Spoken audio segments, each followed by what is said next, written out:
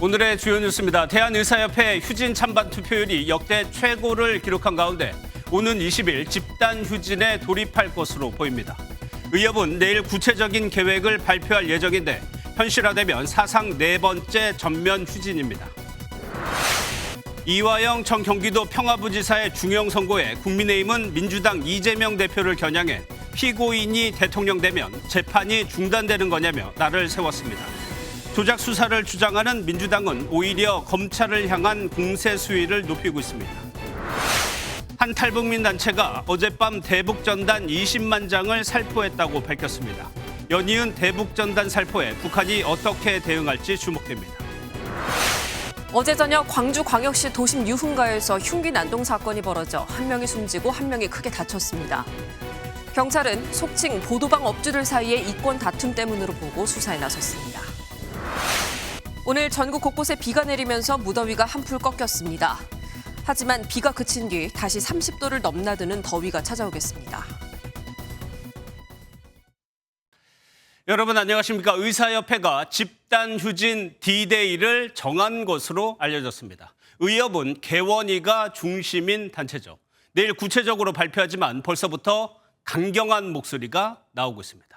집단 휴진 날짜는 20일이 유력하게 거론됩니다. 실제 휴진에 들어간다면 동네 의원들도 문을 닫을 수 있습니다. 환자들의 피해는 더 늘어날 수밖에 없습니다. 먼저 김종민 기자의 보도 보시고 뉴스 추적으로 이어가겠습니다.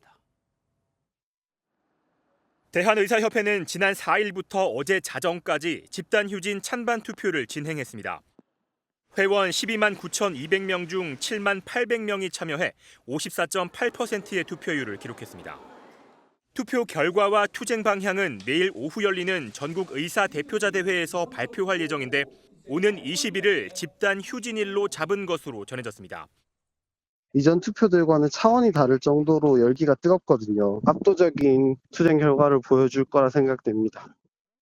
의협이 동네 병원 개원이 중심으로 이루어진 단체긴 하지만 이번 집단 행동에는 의대 교수단체도 적극적인 모습을 보이고 있습니다. 전국의과대학 교수 비상대책위원회는 의협의 투표 결과에 따르겠다는 뜻을 밝히기도 했습니다. 서울대 의대 교수들이 이미 17일에 집단 휴진을 하기로 한 상황이라 의협까지 파업에 돌입하면 의료 현장의 혼란은 더 가중될 것으로 보입니다.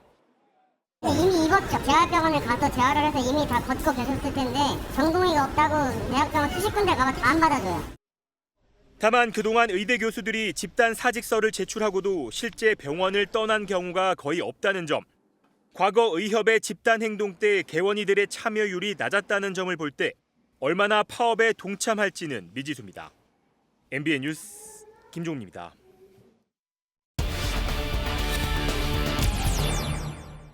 보건복지부 출입하는 전남주 기자 나와 있습니다. 어서 오세요. 예, 전 기자 먼저 과거 의협과 다른 점이 전에는 투표율 이런 거 공개 잘 안 했던 것 같은데 이번에는 공개를 했잖아요. 네, 그렇습니다. 대한의사협회는 내일 있을 기자회견 시점을 투표가 진행 중인 어제 오전 11시쯤에 확정 발표했습니다.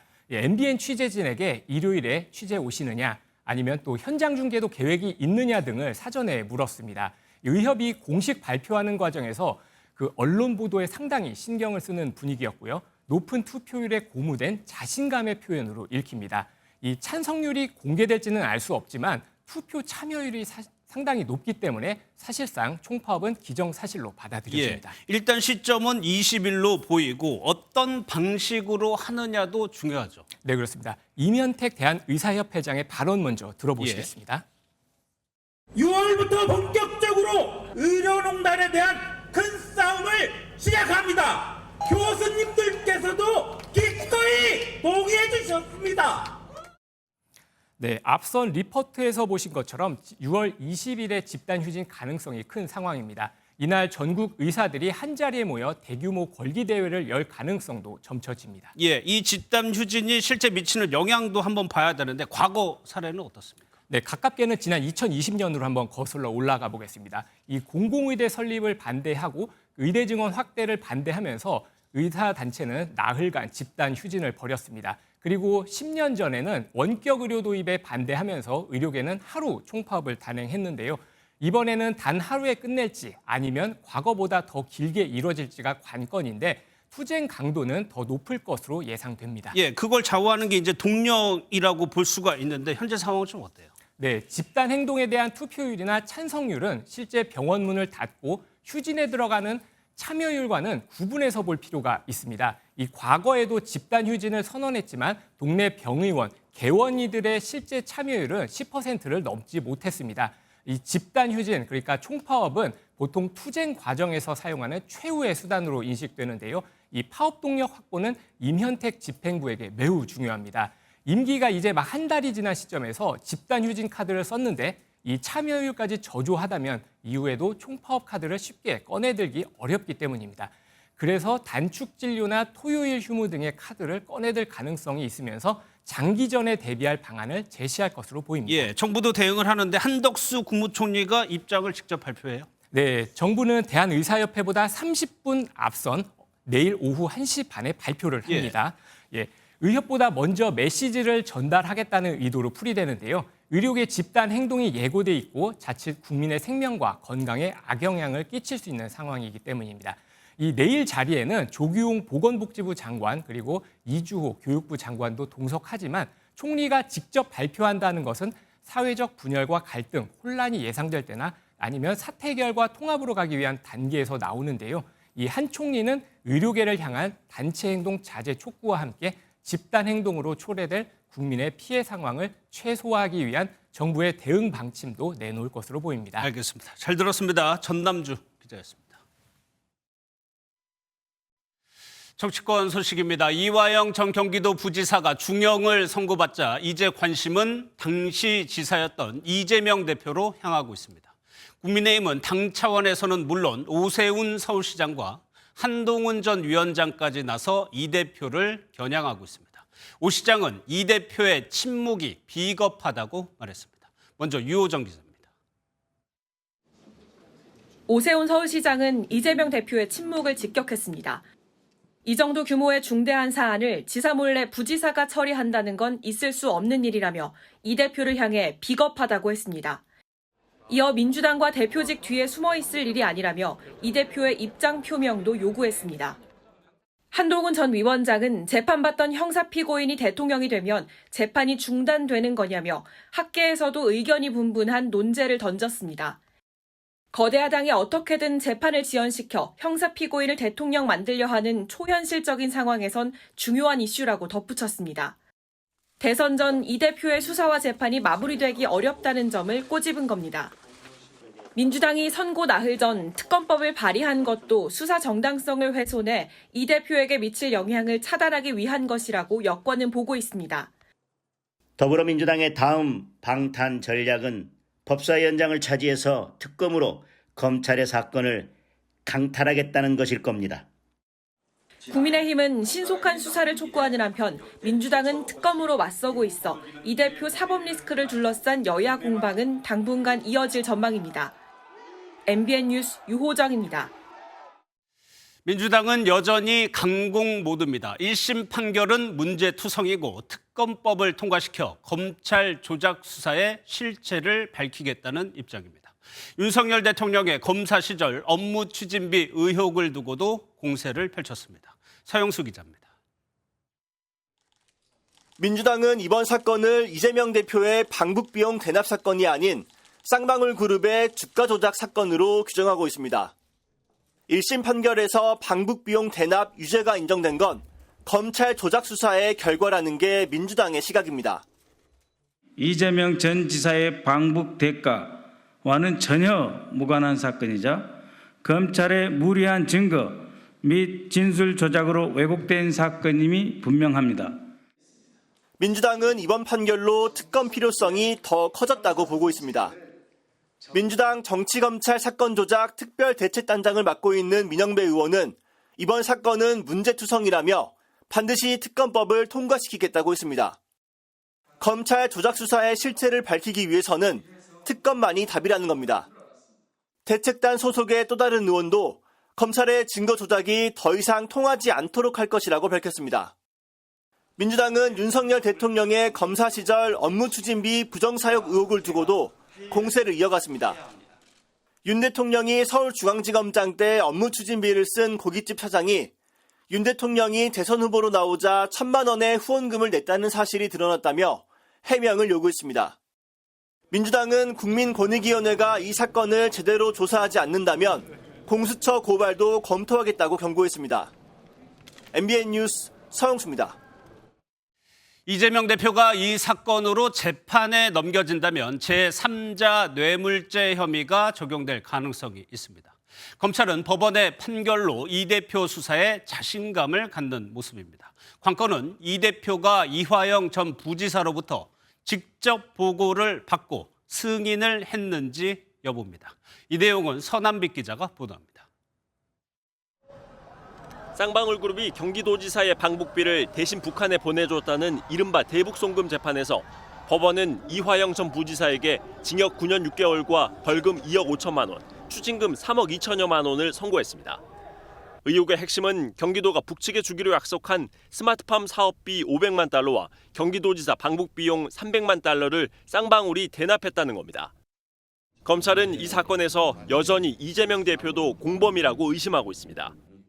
지난해 9월 검찰이 이 대표에 대해 구속영장을 청구했을 때 법원은 대북송금 혐의에 다툼의 여지가 있다면서 기각했습니다. 하지만 이번 판결에서 재판부는 쌍방울의 대납 행위 등을 사실로 인정했습니다. 특히 재판부가 쌍방울이 대납한 돈은 경기도지사 방북 사례금일 가능성이 있는 걸로 판단하면서 검찰은 이 대표에 대한 수사에 자신감을 갖는 분위기입니다. 이 대표에 대한 수사에서 핵심은 이 대표가 이 전 부지사로부터 직접 보고를 받고 승인을 했는지 여부입니다. 이 대표는 보고를 받은 적 없다는 입장입니다. 방북 비용이라는 점이 인정됐는데 여전히 대표님과 상의 없이 진행됐다는 입장이십니까? 이 대표가 이 사건으로도 재판에 넘겨진다면 부정한 청탁의 대가를 다른 사람에게 주게 했다는 제3자 뇌물죄 혐의가 적용될 가능성이 큽니다. 이 대표가 지금 받고 있는 재판만 3개로 추가 기소가 되면 이 대표의 사법 리스크는 더욱 커질 것으로 보입니다. MBN 뉴스 서남빛입니다. 오고 가는 언제 매일 여의도는 전쟁 중 Talk to me. 국회팀 안보람 기자 나와 있습니다. 어서 오세요. 예, 이화영 전 부지사 1심 얘기부터 해볼게요. 먼저 궁금한 것이 민주당 분위기인데 좀 당황한 것 같아요. 네, 누구보다 당황한 사람은 이화영 전 경기부지사의 변호인들입니다. 예. 이 전 부지사 측 김현철 변호사는 최후 변론에서 이재명의 무죄를 주장한다면서 이재명의 무죄가 피고인 이화영의 무죄를 의미하기 때문이라고 했는데 결과는 그 반대였죠. 또 다른 변호인 김광민 변호사는 어제 선고 직후 자신의 SNS에 지금 보시는 2개의 자음을 남겼습니다. 예. 2개의 자음, 이게 욕설 같아요? 아무래도 그런 것 같습니다. 해당 글에는 왜 욕을 하느냐, 참 경망스럽다, 이런 그 비판의 댓글이 달리기도 했지만 반대로 판사 탄핵, 힘내라 등 응원도 이어졌습니다. 예. 앞서 검찰 분위기 봤지만 지금 정치권에서 중요한 건 이재명 대표가 앞으로 어떻게 되느냐잖아요. 네, 그렇습니다. 이재명 대표 이 사건 처음 불거졌을 때 보였던 반응 먼저 보시겠습니다. 예. 아마 검찰에 이제 신작 소설이 나온 것 같은데 종전의 창작 실력으로 봐서 잘 안 팔릴 겁니다. 하지만 이 전 부지사 판결로 검찰은 대북송금 혐의 관련 이 대표를 추가 기소할 동력을 얻었죠. 이 대표 사법 리스크가 되살아나는 게 아니냐는 목소리 나오고 있습니다. 예, 2번째 이슈는 이것도 뜨거웠어요. 특검 얘기군요. 네, 국민의힘 윤상현 의원이 이번 주 초 문재인 전 대통령 부인 김정숙 여사 특검을 발의하면서 공방이 이어졌습니다. 국민의힘에선 박수형, 배현진 의원이 김정숙 여사 인도 방문 관련 공세에 앞장서고 있고요. 민주당에선 윤건영, 고민정 의원 등 청와대 출신 의원들은 물론 김 여사 인도 방문 당시 대표 단장을 맡았던 도종환 전 문화체육관광부 장관도 나섰습니다. 인도 공주가 와서 김혜kim 씨의 시조가 되고 김혜호 씨의 시조가 되었지 않습니까? 그러면 여사님이 가는 게 딱 맞겠다. 이 의혹이 처음 나왔을 때도 그랬던 것 같은데 당 지도부에서 적극적으로 나서지 않는다 이런 평가도 있어요. 네, 지도부가 나서서 이를 키울 필요가 없다. 이게 표면적인 입장입니다. 김정숙 여사 관련해서는 최고위에서 언급되지는 않았고요. 크게 이렇게 부각해서 전면전으로 대응할 생각은 없습니다. 의원들 개별적으로 물어보면요. 윤건영 의원이 제일 사안을 잘하는데 근거가 다 있다고 하더라. 이렇게 반응을 보이면서 대수롭지 않게 여기더라고요. 일각에선 설사 김정숙 여사 특검을 해도 민주당에 나쁠 게 없다는 반응마저 나왔습니다. 특검을 해도 나쁠 게 없다. 그건 무슨 얘기예요? 네, 김정숙 여사 특검법이 김건희 여사 특검법의 지렛대가 될 수 있다는 겁니다. 예. 둘 중 하나만 하는 건 말이 안 된다는 거죠. 그래서 친윤계로 구성된 국민의힘 지도부에서도 김정숙 여사 특검법에 대한 목소리 상대적으로 크지 않습니다. 실제로 수용된다면 국민의힘이 받을 타격이 더 크다는 판단입니다. 예. 민주당이 특검법을 남발한다. 국민의힘에서는 뭐 이런 비판도 해왔잖아요. 그 부분도 딜레마가 될 수 있습니다. 김건희 여사 특검법에 대한 반대 논리, 검찰 수사를 일단 지켜보자는 거죠. 김정숙 여사는 수사도 진행되지 않았는데 특검을 하자고 얘기하는 게 앞뒤가 맞지 않는 겁니다. 예. 그러니까 혐의를 잡아서 수사기관에 고발해도 된다 뭐 이런 얘기인가요? 네, 이준석 개혁신당 의원 바로 이 점을 공격하고 있습니다. 예. 수사기관에 의뢰하면 되는데 특검법을 발의한 건 생쇼라고 일축한 건데요. 오늘도 대한항공이 기내식 수의 계약한 것이 이상해 보이는 사람들은 마땅히 다누림건설 대통령실 공사를 수의 계약한 것을 이상하게 생각해야 한다면서 국민의힘이 셀프로 스노우볼을 굴린다고 꼬집었습니다. 스스로 부담을 키우고 있다는 지적인데 국정전환용 카드가 될지 자충수가 될지 관심이 쏠립니다. 알겠습니다. 잘 들었습니다. 안보람 기자였습니다. 이어갑니다. 탈북민 단체들이 대북 전단을 날려보내고 있는 데 이어서 다른 단체는 페트병에 쌀을 담아서 바다에 띄워보냈습니다. 앞서 북한은 대북 전단 살포시에 100배 오물로 보복하겠다고 예고를 했던 바 있는데 현재까지 특이 동향은 없는 상황입니다. 김세희 기자입니다. 탈북민 단체 결해열 통일연대가 어젯밤 강화도에서 대북 전단 20만 장을 살포했습니다. 풍선에는 초단파 라디오 100개와 윤석열 대통령의 3.1절 기념사 등을 담은 USB 600개가 담겨진 것으로 전해졌습니다. 오전에는 다른 탈북민 단체가 쌀이 담긴 페트병 500개를 바다에 띄워 북한 황해도 쪽으로 보낸 것으로 나타났습니다. 페트병에 담긴 쌀은 총 500kg으로 각 페트병에는 쌀 1kg과 1달러 지폐, 영화와 한국 드라마가 담긴 USB가 담겨졌습니다. 조금이라도 도움이 됐으면 그런 바람입니다. 그분들이 이런 배고픔을 조금이라도 달랠 수 있다면 계속해서 보낼 겁니다. 그제부터 탈북민 단체들의 대북 전단 살포나 쌀 전달 활동이 계속되고 있습니다. 전단 등 살포 문제는 표현의 자유 보장이라는 헌법재판소 결정의 취지를 고려하여 접근하고 있습니다. 북한은 지난 2일 오물풍선 살포 잠정 중단을 선언하면서 대북 전단이 날라오면 100배의 휴지와 오물량으로 보복하겠다며 위협한 바 있습니다. 아직까지 북한의 별다른 반응은 없지만 잇따른 대북 전단에 어떤 대응이 나올지 긴장감이 고조되고 있습니다. MBN 뉴스 김세희입니다. 어제 저녁 광주 도심 유흥가에서 속칭 보도방 업주들 간의 흉기 난동 사건이 발생했습니다. 한 명이 숨지고 한 명이 크게 다쳤는데 안진우 기자가 전해드리겠습니다. 남성 2명이 격렬한 몸싸움을 벌입니다. 주변 사람들이 싸움을 말려보지만 소용없습니다. 잠시 뒤 한 남성이 횡단보도에 쓰러집니다. 광주 월계동의 한 유흥업소 앞에서 50대 남성이 40대 남성 2명에게 흉기를 휘둘렀습니다. 피해자 중 한 명은 병원으로 옮겨졌지만 숨졌고 나머지 한 명도 크게 다쳤습니다. 가해자와 피해자들은 모두 유흥업소에 접대부를 공급하는 이른바 보도방 업자들로 평소 위권 다툼을 벌여왔던 걸로 전해졌습니다. 사건이 발생한 날도 피해자들이 유흥업소 퇴폐 영업을 건절하자는 집회를 열려고 하자 다툼이 벌어졌습니다. 이 앞에서 시위를 하고 있는데 불법보다 가해자 피해자 다 보도방 업자예요. 그 서로 지금 이권 때문에 업소들하고도 좀 갈등이 있고 친구 세력 간에 그 이권 다툼을 하던 중에 흉기를 휘두른 50대 남성은 살인과 살인 미수 혐의로 긴급 체포됐고 경찰은 정확한 사건 경위를 조사하고 있습니다. MBN 뉴스 안진우입니다. 20년 전 밀양 여중생 성폭행 사건 가해자들의 신상을 공개했던 유튜버가 계정을 폐쇄한 지 하루 만에 다시 복구를 했습니다. 피해자의 연락을 기다린다는 뜻을 밝혔고요. 해당 사건이 다시 공분이 일면서 밀양 씨가 곤욕을 치르고 있습니다. 장진철 기자입니다. 지난 2004년 발생한 밀양 여중생 집단 성폭행 사건의 가해자 신상을 공개했던 유튜브 채널입니다.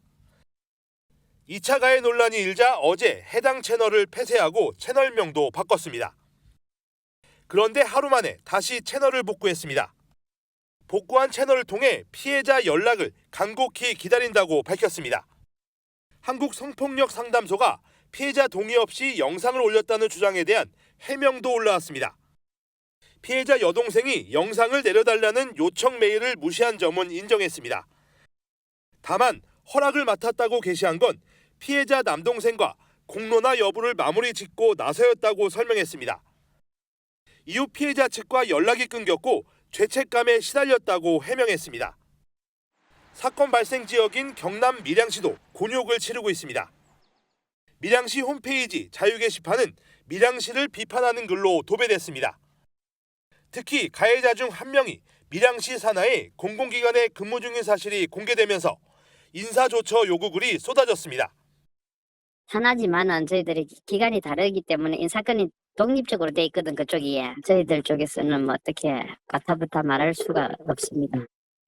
밀양시는 시장 명의의 공식 입장문을 준비하고 있다고 밝혔습니다. 경남경찰청은 가해자 신상을 공개한 유튜버 등을 상대로 한 명예훼손 혐의에 대한 진정 13건과 고소 2건이 접수됐다고 밝혔습니다. 경찰은 본격적인 수사 단계는 아니라고 설명했습니다. MBN 뉴스 장진철입니다. 지난 현충일 부산에서 있었던 일이죠. 아파트 창문에 이처럼 일본 군국주의의 상징 우길기를 내걸면서 여론의 문매를 맞은 한 주민이 결국 사과문을 올렸습니다. 친일 목적이 아니었다고 밝혔는데 황재원 기자가 자세히 전해드립니다. 현충일에 우길기를 개항했던 부산 아파트 주민이 낸 사과문입니다. 친일 목적은 없었고 사건에 관심을 끌기 위해 한 행동이었다고 해명했습니다. 광복회에도 이미 사과했다며 이번 일을 반복하지 않을 것이며 어리석은 판단이었다고 용서를 구했습니다. 해당 주민은 2007년부터 이어진 재산권 침해와 관련된 부산 수영구청과의 소송전을 공론화하려고 우길기를 걸었던 것으로 알려졌습니다. 이렇게 하고 감내하고 그다음 진실은 밝히고 그렇게 해야죠. 사건을 계기로 경기 안양시 의회가 공공장소에 우길기 같은 일제 상징물을 못 걸게 하는 조례를 추진하는 등 대책도 잇따르고 있습니다. 방안이 온통 시커멓게 타버렸습니다. 오늘 새벽 5시쯤 부산 해운대구 한 빌라 4층에서 불이 났습니다. 방에서 70대 남성이 쓰러진 채 발견돼 병원으로 옮겨졌지만 끝내 숨졌습니다. 오늘 새벽 0시 반쯤 경기 화성시 장안면의 한 공장에서 불이 나 4시간 만에 꺼졌습니다. 공장 관계자 한 명이 대피한 가운데 공장 건물과 컨테이너 3동이 모두 불에 탔습니다. MBN 뉴스 황재원입니다. 이번 주 내내 더웠던 탓인지 비가 반가운 오늘이었습니다. 이제 더위가 한풀 꺾이나 싶었는데 이것도 잠시 내일부터는 다시 30도 안팎으로 오른다고 합니다. 이제 무더위가 계속된다고 하니까요. 건강관리 잘 하시기 바랍니다. 박혜빈 기자입니다. 모닥불 주변에 모인 아이들이 고기와 새우를 굽고 텐트 속에서 장난을 치는 아이들 얼굴에는 웃음꽃이 활짝 폈습니다. 실내 체험학습장에 준비된 모형들이지만 아랑곳하지 않고 신이 난 모습입니다.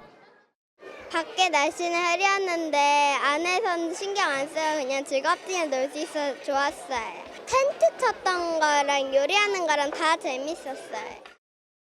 오늘 오전 전국 곳곳에 비가 내리며 날이 흐렸지만 오후에는 대부분 지역이 날이 개었습니다.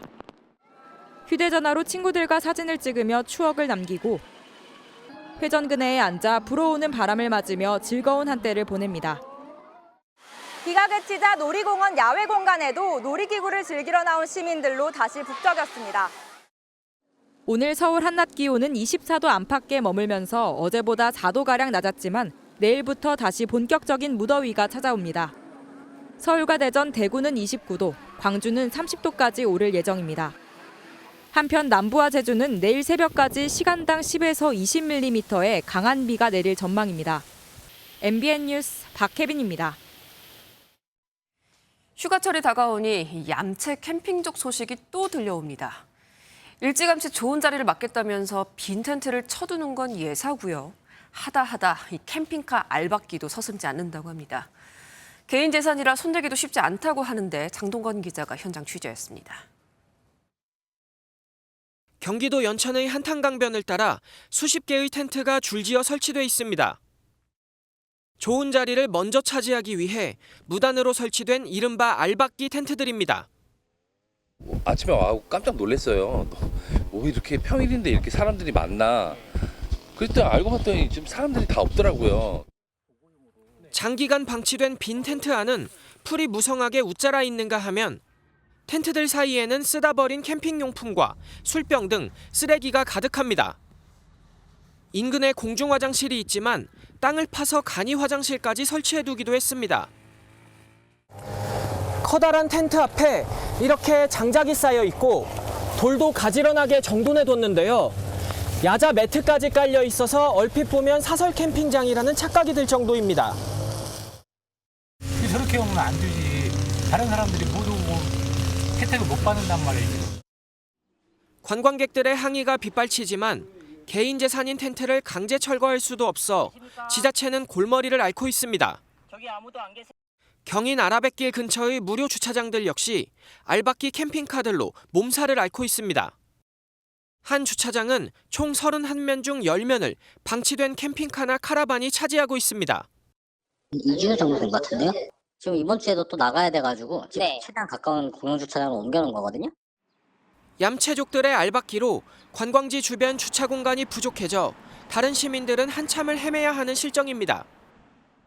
일부러 저 위에 가서 유턴해갖고 반대쪽에다 차 댈 때도 있고 그렇게 하니까 불편해요.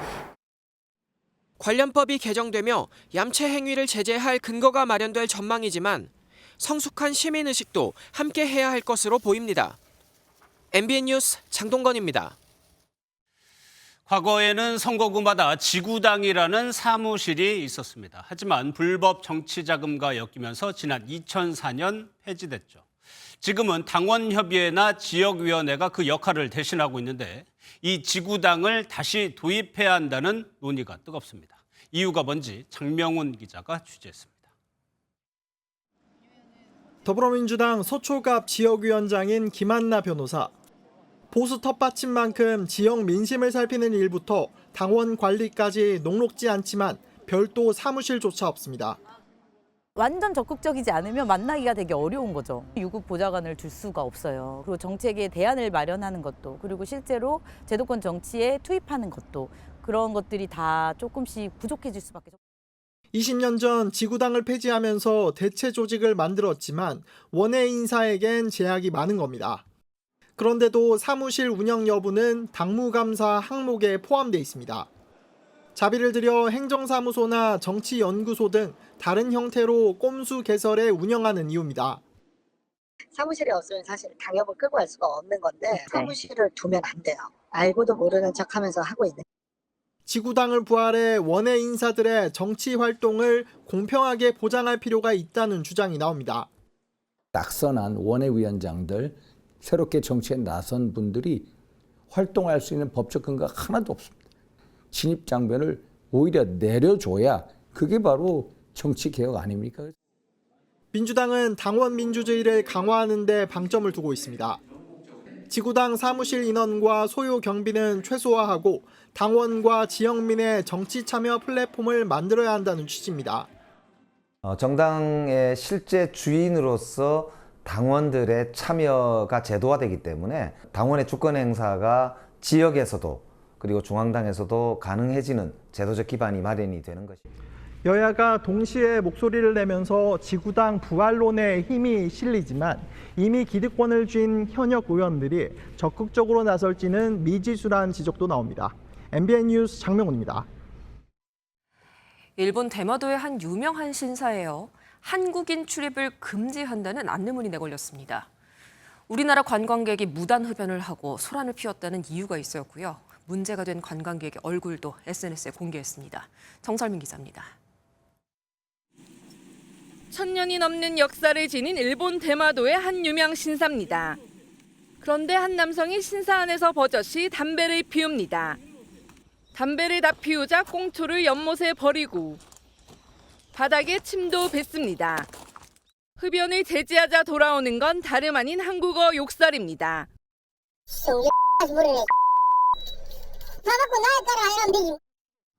일본인을 비하하는 비속어도 퍼붓습니다. 문제는 흡연뿐만이 아닙니다. 일본인들이 신성시하는 곳에서 큰 소리로 노래하며 춤을 추는 등 소란을 피웁니다.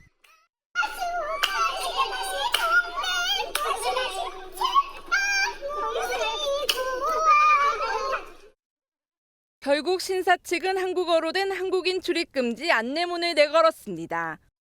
또 문제가 된 일부 관광객들의 영상을 얼굴도 가리지 않은 채 공개했습니다. 이 신사는 지난 2019년에도 비슷한 이유로 한국인 관광객의 출입을 금지한 바 있습니다. 일각에서는 과도한 차별 조치라는 지적도 나오지만 신사 측은 한국인 출입 금지를 해제할 생각이 없다고 밝혔습니다. MBN 뉴스 정세민입니다. 미국 보잉사 여객기에서 또 사고가 발생했습니다. 승객을 가득 태우고 이륙한 직후에 엔진에서 불꽃이 일어난 겁니다. 다행히 비상 착륙하면서 다친 사람은 없었습니다만 이 보잉사 여객기에 대한 불안감 수그러들지 않고 있습니다. 박은채 기자입니다. 밤하늘을 가로지르는 비행기. 엔진에 커다란 불꽃이 붙습니다. 파리로 향하는 승객 389명이 타고 있었습니다. Holy crap. Got an engine fire. 토론토에서 출발해 파리로 가는 에어캐나다 항공기가 출발한 지 30분 만에 엔진에 불이 붙는 사고가 발생했습니다. 다행히 비상 착륙에 성공해 부상자는 발생하지 않았습니다. 엔진의 압축기에 문제가 생긴 게 원인으로 조사됐는데 전문가의 정밀한 분석을 위해 사고 기체는 운항이 중단된 상태입니다. 보잉사의 항공기에서 올해 연달아 사고가 발생하면서 불안감은 커지고 있습니다. 앞서 지난 1월에는 알래스카 항공의 보잉 737 맥스 9 여객기가 이륙 후 동체 문이 떨어져 나가 비상 착륙하는 사고가 발생했고 지난달 8일에는 특송업체 페덱스가 운영하는 보잉 767 화물기가 튀르키예 이스탄불 국제공항에 착륙장치 이상으로 비상 착륙하기도 했습니다. MBN 뉴스 박은채입니다. 이란의 지원을 받는 예멘 후티 반군이 유엔 직원 등 12명 넘는 구호 요원을 억류한 것으로 확인됐습니다. 구금 원인이 명확치는 않지만 최근 미국의 공습과 또 경제적 압박을 받은 것이 배경으로 추측되고 있습니다. 최희지 기자입니다. 예멘의 수도 사나에서 검은 연기가 피어오릅니다. 후티 반군은 미국과 영국군이 예멘을 공습한 흔적이라고 밝혔습니다. 후티 반군이 홍해에서 공격을 멈추지 않으면서 미국과 영국도 반격을 이어가고 있는 겁니다. 반격으로 인한 비난 여론이 확산하던 중 후티 반군이 유엔 직원 11명과 구호 요원 최소 12명을 억류하는 납치 행각을 벌였습니다.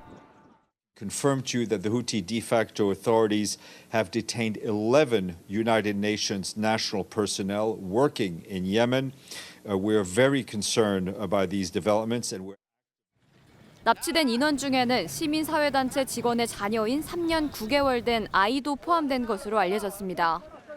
구호단체는 이번 억류에 대해 후티 반군의 전통적 거점지에서 동시 납치가 발생한 것으로 추정했습니다. 유엔은 억류 사실이 확인되자마자 신속한 석방을 촉구했습니다. Extremely concerned by these developments and we call for the release, the safe and unconditional release of our colleagues. 후티 반군의 납치 감행 배경은 공개되지 않았지만 외신은 최근 이어진 공습과 심각한 경제적 압박이 영향을 미쳤을 것으로 분석했습니다. 미국은 후티 반군의 전방위적 수입원 차단을 예고하는 등 경제적 압박 수위를 높여왔습니다. MBN 뉴스 최희지입니다. 서울 아파트 전셋값이 1년째 상승세를 타더니 이제는 매매 가격도 오름세를 보이고 있습니다. 서울 전 지역에서 모두 올랐고요. 거래도 최근 3개월 연속 증가했습니다. 최인영 기자입니다. 서울 서초의 한 아파트입니다. 전용 면적 84제곱미터 집값은 한 달 새 1억 원이 올라 최고가를 갈아치웠습니다. 강남과 여의도의 일부 아파트들도 마찬가지. 급매물이 나왔다고 하면 손님들이 몰리고 있습니다. 싼 물건이 하나 있어요. 20, 30명이 집을 보러 오고 분위기가 좀 떠 있어요. 이번 주 서울 아파트 값은 11주 연속 상승한 가운데 그동안 꿈쩍 않던 노원, 도봉, 강북 등 25개 모든 구가 올랐습니다. KB금융에 따르면 서울 아파트 값은 실거래가 기준으로 이미 2021년 10월 전고점의 87%를 넘은 것으로 분석됐습니다. 거래가 크게 늘고 있습니다. 서울 부동산 정보광장에 따르면 서울 아파트 거래량은 작년 말 월 2,000에서 3,000 건 수준이었지만 최근 4,000 건을 돌파하고 있습니다. 전세 가격 상승이 1년 가까이 이어지면서 집을 사려는 사람이 늘어나 매매값도 밀어 올려지는 것으로 분석됩니다. 아파트 전셋값이 계속 상승하고 신규 분양가도 덩달아 오르는 데다가 대출금리까지 낮아지다 보니까 내 집 마련을 하려는 실수요자들이 늘어나고 있는 것으로 분석이 됩니다. 다만 경기 침체 속 하반기 기준금리가 어느 정도 인하될지 등 불확실성으로 급격한 시세 반등은 제한적일 것이란 전망이 많습니다. MBN 뉴스 최인영입니다. 우리나라 어린이들과 주한미군 자녀들이 한미 친선 태권도 경연대회에서 만났습니다. 두 나라 아이들이 태권도로 하나 된 모습 함께 만나보시죠. 신영빈 기자입니다. 머리보다도 높이 달린 미트를 향해 쭉 발을 뻗어보는 아이들. 발이 닿든 닿지 않든 즐거운 표정으로 매트 위를 뛰어다닙니다. 한미 친선 태권도 경연대회에 참석한 한국 어린이와 주한미군 자녀 700여 명의 열기에 오산공군기지 체육관이 후끈 달아올랐습니다. 서로 생긴 모습은 달라도 품새를 펼치는 진지한 눈빛은 붕어빵. 한국과 미국, 서로 다른 문화권에서 온 아이들이 태권도 아래 친구가 됐습니다. 미국 친구들은 한국 친구들처럼 품새를 잘해요. 같이 해보니까 재밌었어요. Very nice to do taekwondo with friends because in taekwondo with the people that you and you have to be as nice as you can to them. 태권도 좋아요. 발차기 속도 경쟁에 불이 붙어 열심히 다리를 움직이고 단단한 송판에도 용감하게 손날을 내지르는 아이들의 모습에 지켜보는 부모들이 더 신났습니다. It's good for building confidence and also getting your body good exercise for these kids coming from America to come to the birthplace of Taekwondo. It means so much. 흥겨운 아리랑과 함께 펼쳐진 시범단의 공연에 어깨를 나란히 한 채 입을 벌리고 박수를 보내는 아이들의 모습처럼 한미 친선 경연대회는 같이 갑시다란 한미동맹의 모토를 실현하는 축제의 장이 됐습니다. MBN 뉴스 신영빈입니다. 현재 서울 등 서쪽 지역을 중심으로는 비가 모두 잦아들었습니다. 비는 오늘 밤에 대부분 그치겠고 전남과 영남 지역은 내일 새벽까지 이어지겠습니다.